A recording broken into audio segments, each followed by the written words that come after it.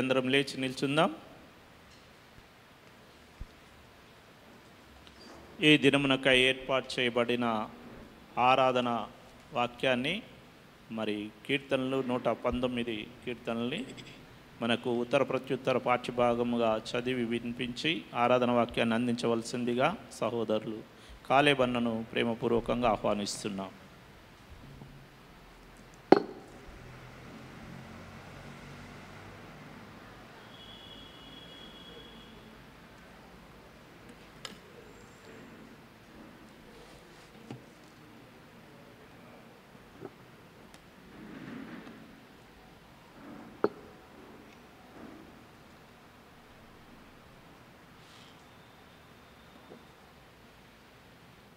దేవునికి స్తోత్రం. మీకు అందరికీ నా వందనాలు. మరి ఈ యొక్క పరిశుద్ధ దినము రోజున మనల్ని అందరినీ జీవంగల దేవుడు సజీవులుగా ఉంచి మందిరానికి నడిపించి కొద్ది సమయం పాటల ద్వారా ఆయనను స్తుతించి ఉన్నాం. ఆ విధంగానే ఆరాధన వాక్యముగా దేవుని పాద సన్నిధిలో కొద్ది నిమిషాలు ఆలోచన చేయడానికి వాక్యం చదువుకొని ఉందాం. నేను మొదటి మాట చదువుతా, మీరు రెండవ మాట చదవాలి. 119వ కీర్తన మరి 49వ వచనం నుంచి 56వ వచనం వరకు మార్చి చదువుకుందాం. దేవుడు మనకిచ్చినటువంటి సమయాన్ని బట్టి నీ సేవకునికి దయచేయబడిన మాట జ్ఞాపకము చేసుకొనుము, దానివల్ల నీవు నాకు నిరీక్షణ పుట్టించి ఉన్నావు. నీ వాక్యము నన్ను బ్రతికించి ఉన్నది, నా బాధలలో ఇదే నాకు నెమ్మది కలిగించుచున్నది. గర్విష్ఠులు నన్ను మిగుల అపవాసించిరి, అయినను నీ ధర్మశాస్త్రం నుండి నేను తొలగక ఉన్నాను. యెహోవా, పూర్వకాలము నుండి ఉండిన నీ న్యాయ విధులను జ్ఞాపకము చేసుకొని నేను ఓదార్పు నొందితిని. నీ ధర్మశాస్త్రమును విడిచి నడుచుచున్న భక్తిహీనులను చూడగా నాకు అధిక రోషం పుట్టుచున్నది. యాత్రికుడనైన నేను నా బసలో పాటలు పాడుటకు నీ కట్టడలు హేతువులాయను. యెహోవా, రాత్రివేళ నీ నామమును స్మరణ చేయుచున్నా, నీ ధర్మశాస్త్రమును అనుసరించి నడుచుకొనుచున్నాను. నీ ఉపదేశమును అనుసరించి నడుచుకొనుచున్నాను, ఇదే నాకు వరముగా దయచేయబడి ఉన్నది. కూర్చుందాం. దేవుడు మనతో మాట్లాడులాగన మరి నేను నిజంగా చెప్పాలంటే భాస్కర్ అన్నతోటి నేను ఫోన్ చేసి,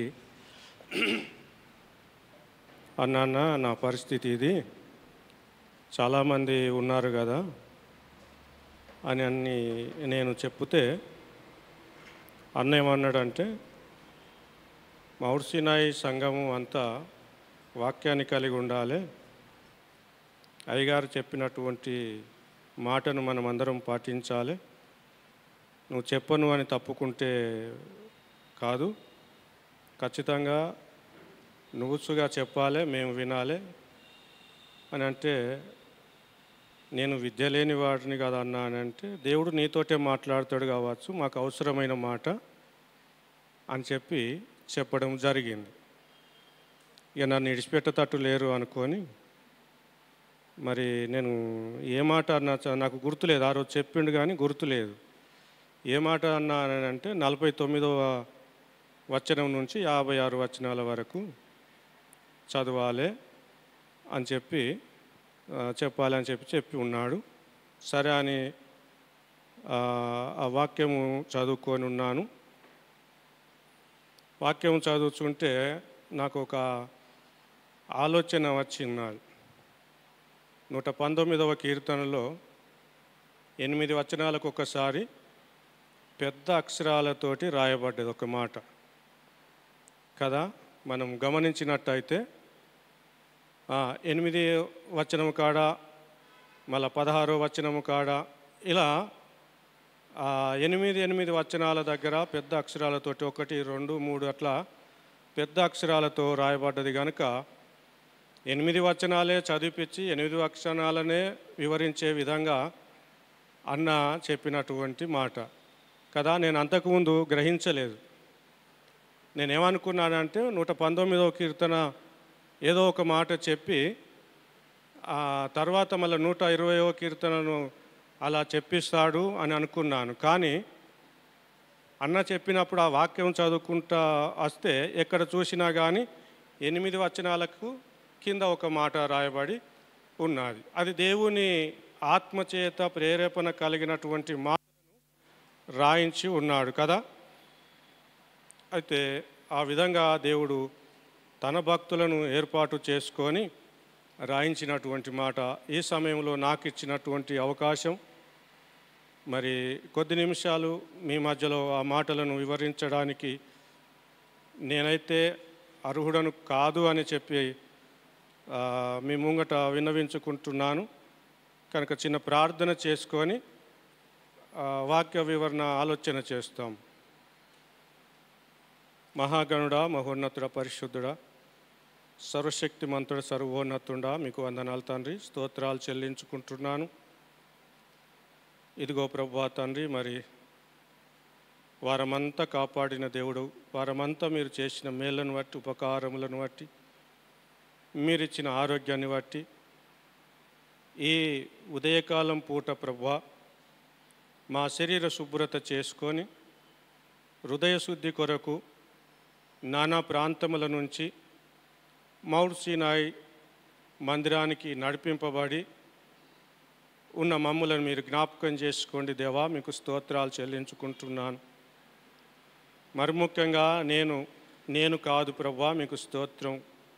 విద్యా బుద్ధి జ్ఞానము లేనివాడను కనుక తండ్రి, మీరు నన్ను మీ నోటికి బూరగా వాడుకొనమని, సంఘానికి కావలసిన వాక్యాన్ని బోధించుమని, ఆరాధన వాక్యముగా మిమ్మల్ని స్తుతించి ఆరాధించే విధంగా వాక్య పరిచర్య జరిపించుమని యేసు ప్రభు పరిశుద్ధ నామాన ప్రార్థించి వేడుకుంటున్నాను తండ్రి. ఆమేన్. అయితే ఈ కీర్తన గ్రంథము మనము మొదలుపెట్టిన కాడ నుంచి చదువుకుంటూనే వస్తున్నాము. అయితే ఆరాధన అనగా ఆరాధనకు సంబంధించిన వాక్యాలనే చదువుకొని ఆ ఆరాధన వాక్యాన్ని వివరించి మనం ఆరాధన చేసుకునేవారు. ఇందులో కొన్ని ప్రార్థనకు సంబంధించినవి ఉన్నాయి, కొన్ని ఆరాధనకు సంబంధించినవి ఉన్నాయి, కొన్ని రోగం కొరకే ప్రార్థన చేసేటిసుగా నానా బాధలతో ఉన్నటువంటి వారి కొరకు ఆ దేవుడు రాయించి ఉన్నాడు. అవన్నీసుగా మనం చదువుకుంటూ వినుకుంటూ వస్తుంటున్నాము కదా. కనుక ఆరాధన వాక్యం అని అంటే ఆరాధన దేవుణ్ణి ఆరాధించడానికి మాత్రమే మనము దేవుని పాదాలను బట్టి నిలబడాలి.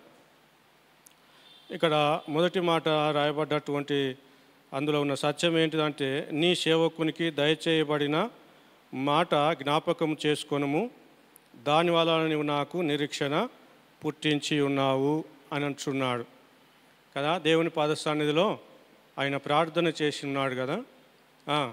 నీ సేవకునికి దయచేయబడినటువంటి మాట. దేవాతి దేవుడు అలనాడు మరి ఆదికాండంలో చూసినట్టయితే ఆదాముకుసుగా మాట ఇచ్చి ఉన్నాడు, ఇవన్నిటిని ఏలు నా కుమారుడా అని చెప్పి ఉన్నాడు. అప్పటి నుంచి ప్రతి భక్తుని దేవుడు దర్శించి మాట్లాడించి నిలబెట్టినటువంటి దేవుడు. అబ్రహాము గారిని సుగా దర్శించి మాట్లాడి ఉన్నాడు. అలా దావీదు మహారాజును సుగా దర్శించి మాట్లాడినాడు, నీ సింహాసనము స్థిరపరచబడునుగాక అని చెప్పి కదా. అలా ప్రతి భక్తుని దర్శించి మాట ఇచ్చినటువంటి దేవుడు కనుక ఇక్కడ నీ సేవకునికి దయచేయబడిన మాట జ్ఞాపకము చేసుకొనుము, దానివల్ల నువ్వు నాకు నిరీక్షణ పుట్టించి ఉన్నావు. నిరీక్షణ కదా. ఈ రోజున మనకేమున్నది? ఆ రోజు ఉన్నాడా? ఆ రోజు రాయబడ్డటువంటి మాట, ఆ రోజు ఉన్నటువంటి భక్తుడు ఈ రోజు లేడు కదా. ఈరోజు ఎవరు ఉన్నారు అంటే మనమే ఉన్నాం. మనల్ని దేవుడు ఏం చేసిండు అని అంటే వారం అంతా కాపాడి ఉన్నాడు.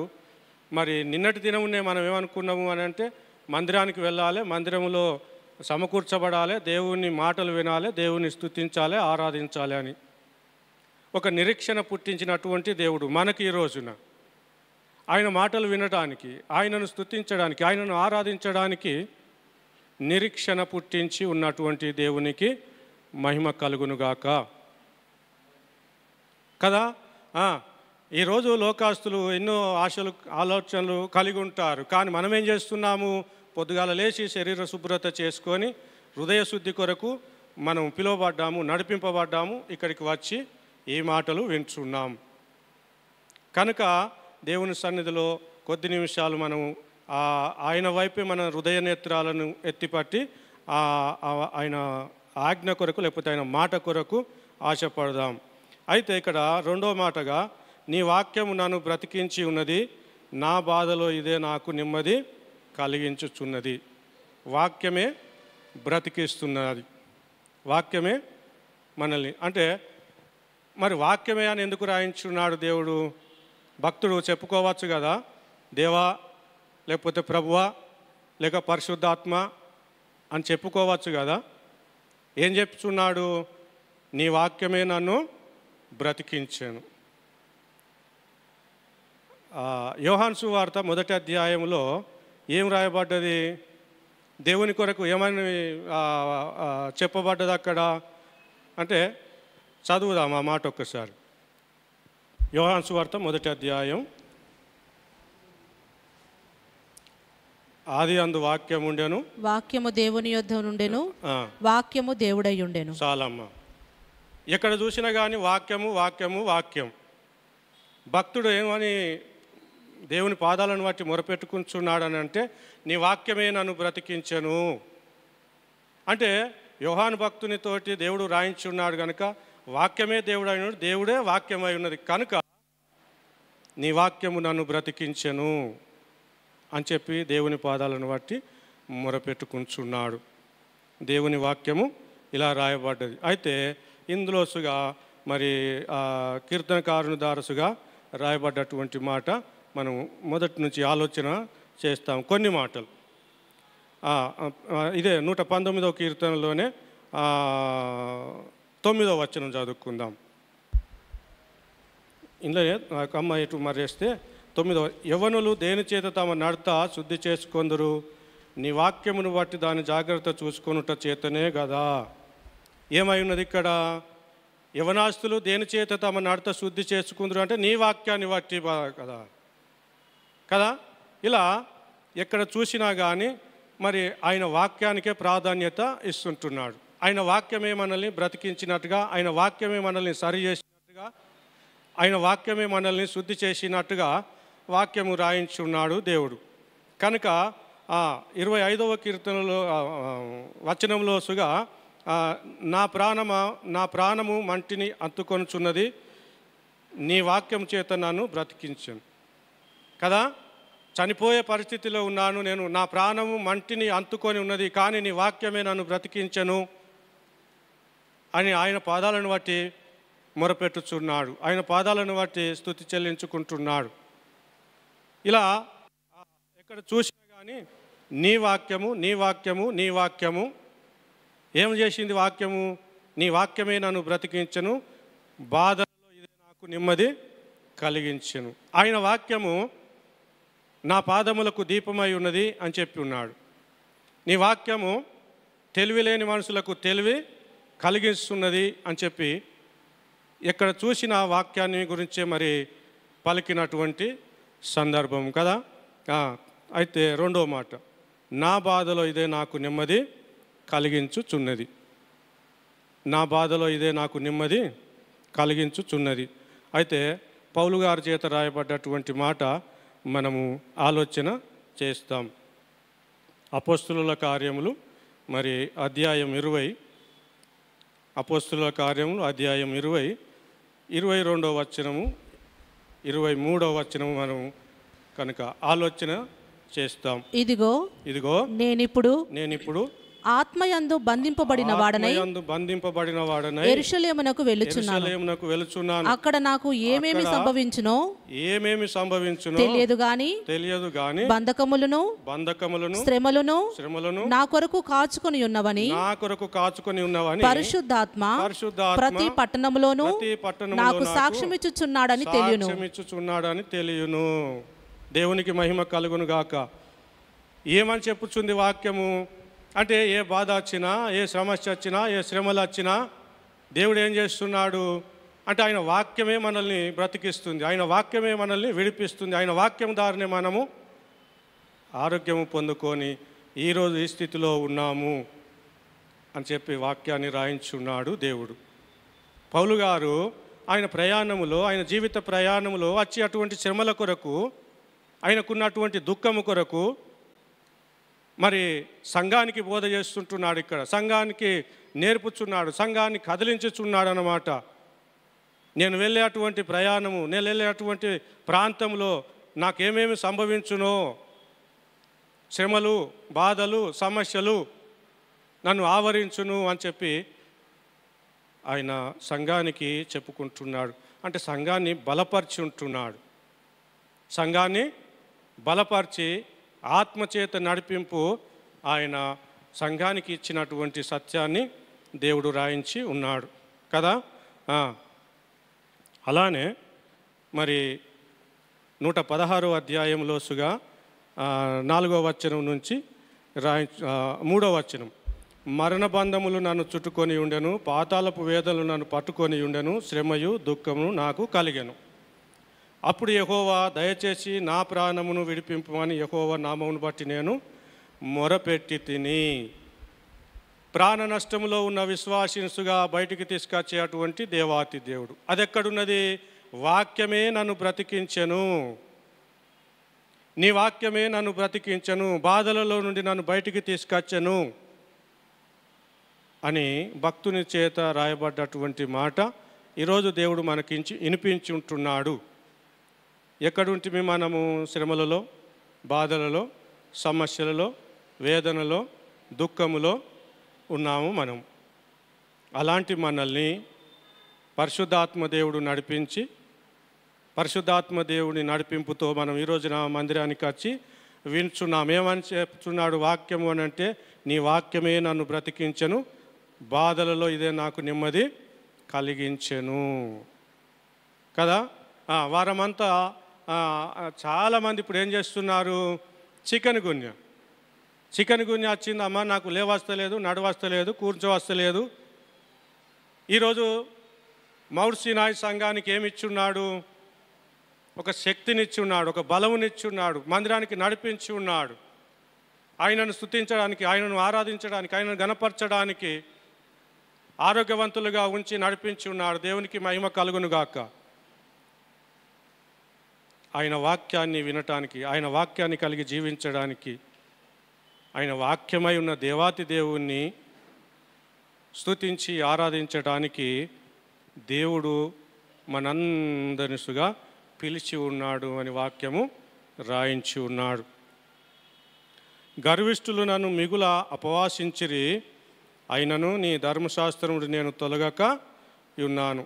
యెహోవా పూర్వకాలం నుండి ఉండిన నీ న్యాయ విధులను జ్ఞాపకము చేసుకొని నేను ఓదార్పు నొంది తిని. పూర్వకాలం నుంచి ఉన్నటువంటి ఏంటిది? వాక్యమే ఉన్నది. వాక్యాన్ని చదివి మనం బలపరచబడుచున్నాం, వాక్యాన్ని చదివి మనము ఆరోగ్యం పొందుకుంటున్నాం, వాక్యాన్ని చదివి మనము ఆత్మరక్షణ పొందుకొని ఉంటున్నాం, వాక్యాన్ని చదివి మనము మారు మనసు పొందుకొని ఉంటున్నాం. ఆయన మాటలను విని, ఆయన సువార్త విని, ఆయన పాటలను విని ఆయన పాద సన్నిధిలో ఆత్మరక్షణ పొందుకొని ఉన్నాము అని దేవుని సన్నిధిలో మరి రాయబడ్డటువంటి మాట. పూర్వకాలం నుండి ఉండిన నీ న్యాయ విధులను జ్ఞాపకం చేసుకొని నేను ఓదార్పు పొంది ఉన్నాను అని చెప్పుచున్నాడు ధర్మశాస్త్రంలో ఉన్నటువంటి మాటలను. నీ ధర్మశాస్త్రం విడిచి నడుచుచున్న భక్తిహీనులను చూడగా నాకు అధిక రోషము పుట్టుచున్నది. కదా, భక్తిహీనులుగా ఉన్నారు. ఇక్కడనే కనబడతారా వాళ్ళు? చూస్తామా వాళ్ళను? బాగానే ఉంటారు, ఆరోగ్యంగా ఉంటారు, గుడికాస్తారు, ఉపవాసం ఉంటారు, కానీ వారి మనసులో ఉన్నటువంటిది దేవునికి తప్ప మనకేమీ తెలియదు. కనుక భక్తిహీనులను చూసినప్పుడు ఈయన ఎవరు అని అంటే వాక్యానుసారంగా జీవించినటువంటి వ్యక్తి, వాక్యాన్ని కలిగినటువంటి వ్యక్తి. కనుక భక్తిహీనులను అట్లనే గుర్తుపట్టి వాళ్ళను చూసినప్పుడు ఆయనకు అధిక రోషం పుట్టెను అని చెప్పి చెప్పుచున్నటువంటి సందర్భం. యాత్రికుడనై నేను నా బస్సులో పాటలు పాడుటకు నీ కట్టడలను ఏతువులాయను. యెహోవా, రాత్రివేళ నీ నామమును స్మరణ చేయుచున్నాను, నీ ధర్మశాస్త్రమును అనుసరించి నడుచుకొనుచున్నాను. ఎక్కడ చూసినా ఇప్పుడు 3 సార్లు రాయబడ్డది నీ ధర్మశాస్త్రము, నీ ధర్మశాస్త్రము, నీ ధర్మశాస్త్రం. ఈ ధర్మశాస్త్రం అనేది వాక్యమయ్యే ఉన్నది. ఈ వాక్యం ఏం చేస్తుంది అంటే మనిషిని బ్రతికిస్తుంది.